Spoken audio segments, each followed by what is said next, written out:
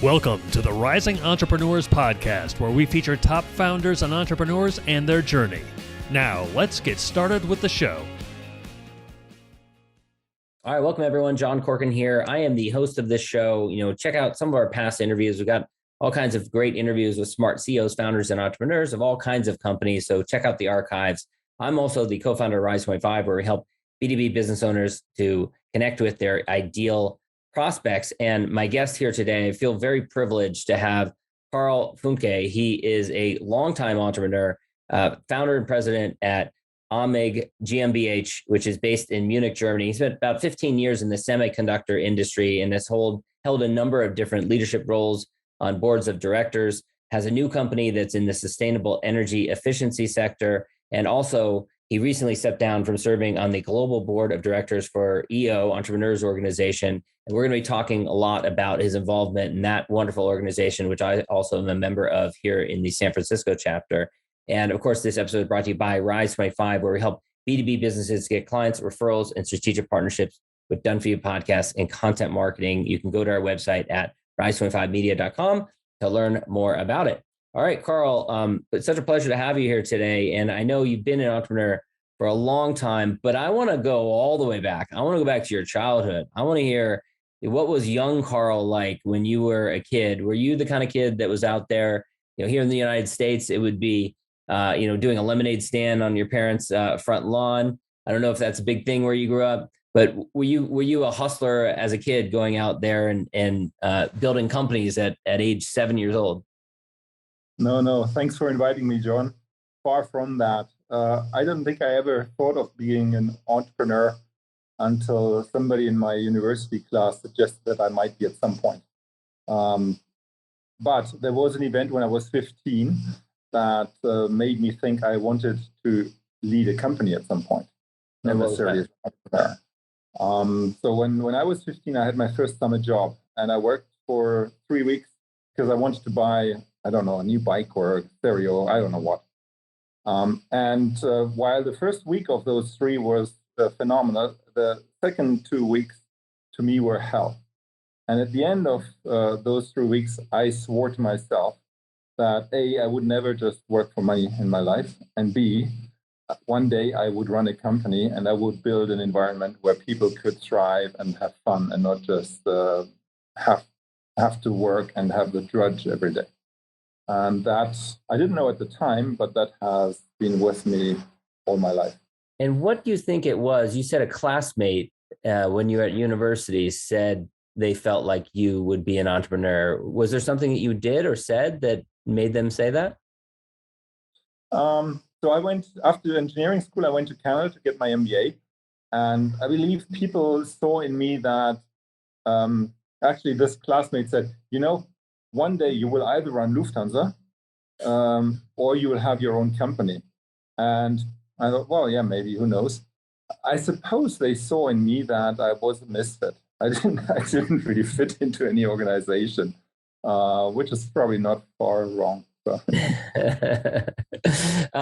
And so you were in the semiconductor manufacturing sector, and it was about 20 years ago, around 2003, where you'd taken on a new investor in your company, and you started to look for some other organization that would help you to kind of support you in your entrepreneurial journey, which ended up being EO. You'd heard about YPO, which is a similar type of organization. Tell us about what EO was like in Germany in around 2003 when you came upon it. Well, when I stumbled into EO, at the time it was still YEO for the Young Entrepreneurs Organization, there were only about 25 or 28 members in Germany. So I was lucky to find it even. But I liked the people. They were a versatile group from all over Germany. They met. It was kind of an exclusive circle, but the people were very down to earth, very just genuine. And I immediately liked their way of exchanging their experiences, opening up to each other and welcoming each other. So having met them a couple of times, I joined them because I was looking for my tribe, being with entrepreneurs who didn't just brag about their experience, their successes and experiences, but who were genuinely interested in the other people's stories and experiences and trying to learn from them. Yeah. And what was the culture more broadly in Germany or in Munich as far as starting companies? Were there a lot of people starting companies around Munich? Did you have other friends who were starting companies who were entrepreneurs? No, that in those days. So that this was in the when I started my company. In fact, I didn't start it. I bought it actually. There was no startup scene in Germany. I joined a private equity company late 80s, and even that was a new industry in Germany.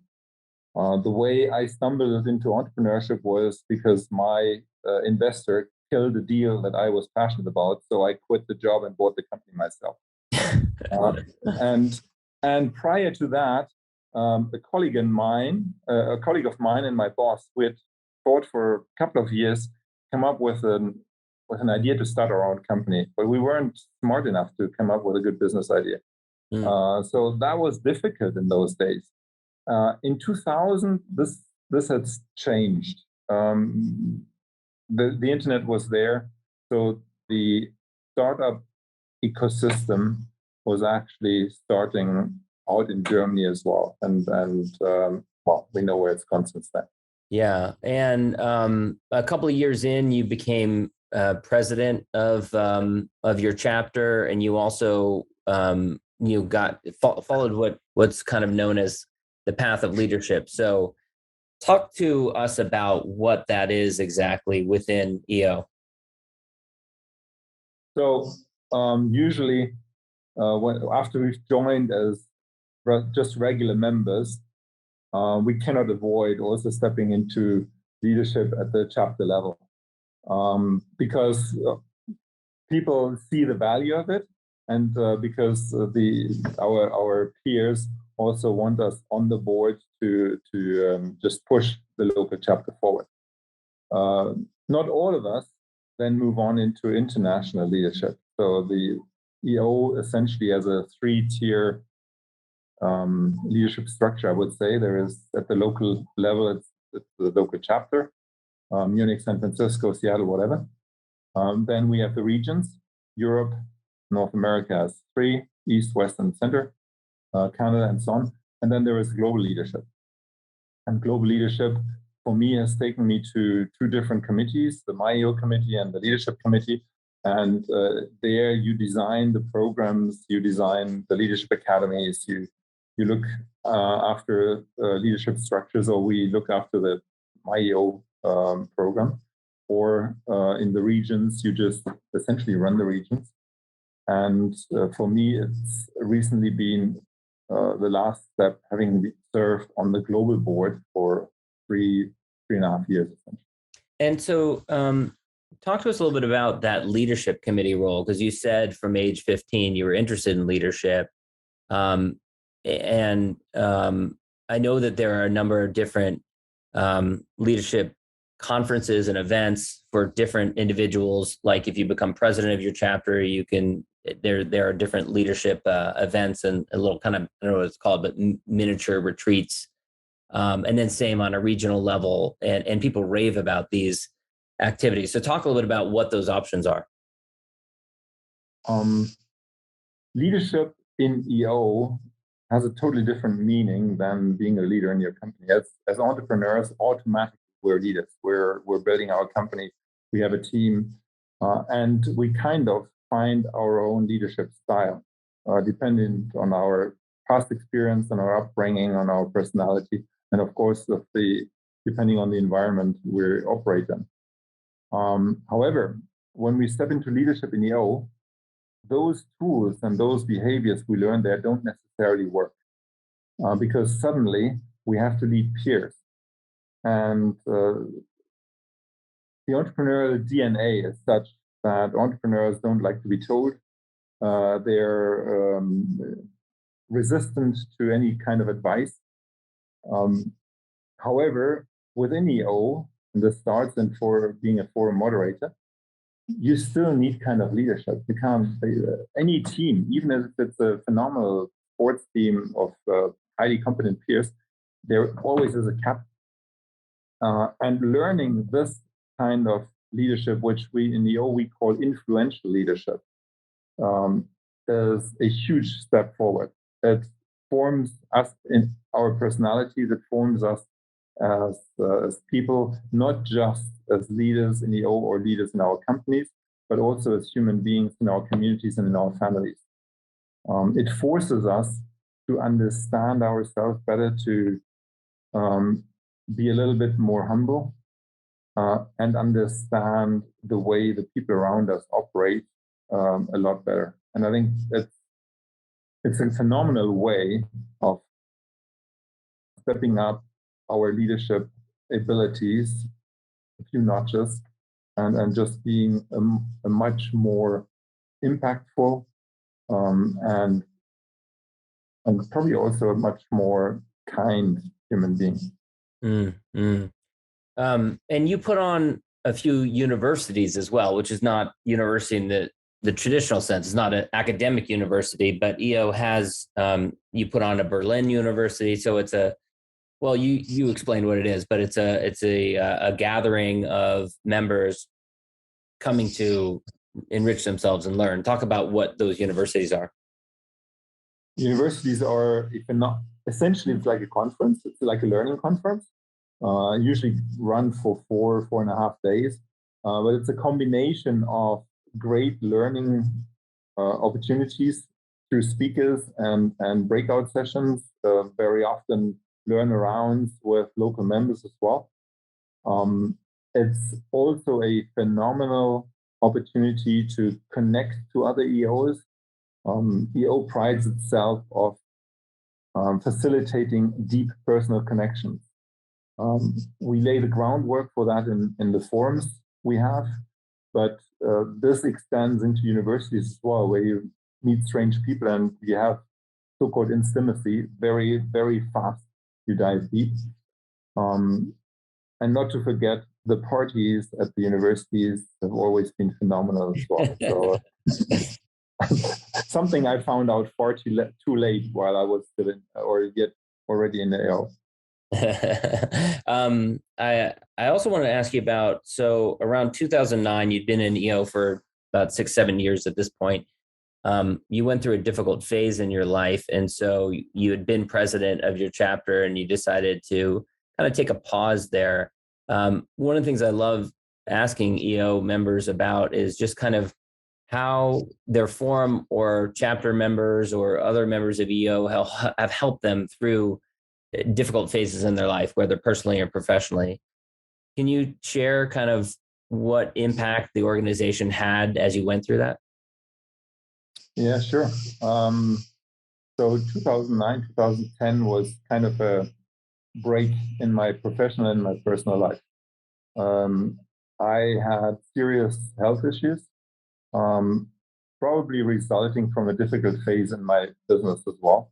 And I had to make the difficult decision to leave my business, which I love, and to get healthy again first, but also cut a few ties with the past. I was in a stable forum at the time, but I was also president of EO Germany and had a phenomenal team that I loved as much as my forum.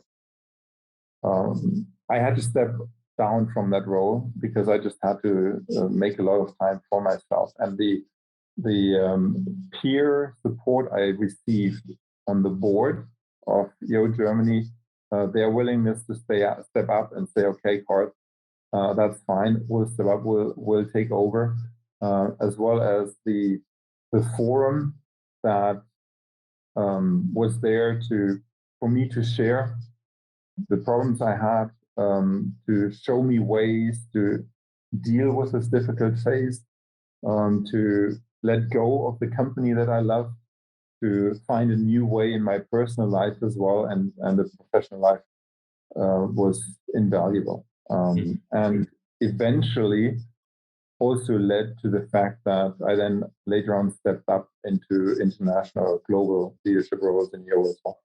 And let's talk about that. So what does the global board do? Wow. How long is this interview going to be? Oh, maybe I should say, what doesn't it do? I mean, talk about kind of what the 3.5 year experience was like. Is it kind of you focus on what you want to focus on, or is it the chair at the time says, I need Karl, I need you to work on this thing? Or plus, I have to mention, last 3.5 years you dealt with COVID, which was unprecedented. So talk about that experience. So any corporate board is mainly oversight, right? And oversight is also a big portion of our responsibility in the EO Global Board.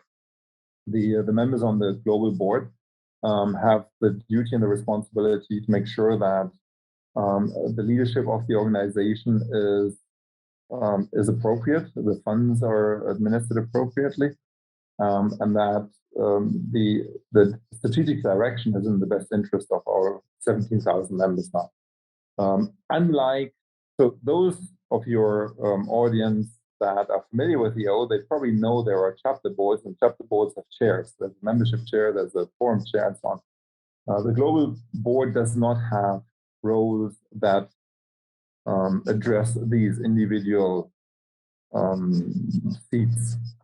Apart from the oversight, there are projects. We look after the regions we have. So I was assigned to Latin America region for the past 2 years. I was assigned to the US West region before that. And each of us looks after one region, just making sure that we understand what's going on there. We are there to inform them, but also to listen to them and see what's on their minds. We had to deal with COVID. When COVID happened, all of a sudden, nobody could meet in person anymore. And personal meetings are the essence. They bring out the magic of EO. So we had to find ways to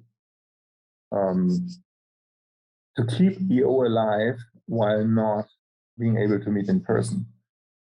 We make sure that the products we have, be it forum or the universities or the leadership academies, that they evolve, that we assign the right funds to take them up to the next level. And as such, we have projects we look after. That's correct. Yeah. But the most important part is probably that you only learn to really understand EO once you've been through the global board for 3 years. That's interesting. And what are you most excited about with the organization? Which, by the way, I was in the accelerator program, EO accelerator program, when COVID hit. And I was so impressed with the way that the organization responded and just stepped up. And every day there were text messages and emails and events and Zoom calls that were put together. And I believe the organization grew from around 14,000 to 16,000 or so now in the last 2.5 years. So it seems like there's momentum. But what are you most excited about with EO? What excites me most about EO is the huge diversity of entrepreneurial individuals. Each one of them has a different story. They are the stories how they got to be an entrepreneur, the stories how they design their life, their life model, their entrepreneurial model. There's the craziest people are the ones that excite me most. And at the same time, you can find deep personal connections with any one of them. And it doesn't matter whether they have a small business, and the minimum is 1 million turnover, as you know, or whether they have a big business and they have several thousand employees and a few billion in turnover. It doesn't matter. We are peers, and I found that I could learn something from their life stories or their entrepreneurial stories from each one. Yeah. And I'm going to put you a bit on the spot here, but Are there any particular EO members, maybe other members of the global board or anyone else that you would want to call out and just acknowledge them for, being a great fellow member, a great volunteer, a great peer, anyone in particular that you would just shout out and thank?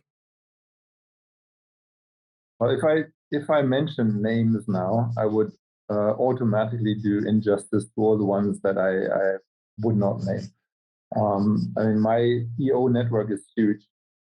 Everybody who's been along my side for the last 8 years while I was in global leadership, being it the people I served on the board with or in the leadership committee or in my EO, in the regions, they are just phenomenal leaders. But then also those people that have been my peers in my forum for 14 years, the people in my local chapter here who've been served on the board with me. I mean, I would have to rattle down probably 250 names. I think I might. You might have to submit those in writing, and we can put them in the show notes. Then that would be double the length of the show. So, well said, Karl. This has been a pleasure. Where can people go to connect with you or learn more about you, or perhaps your incoming endeavors and businesses?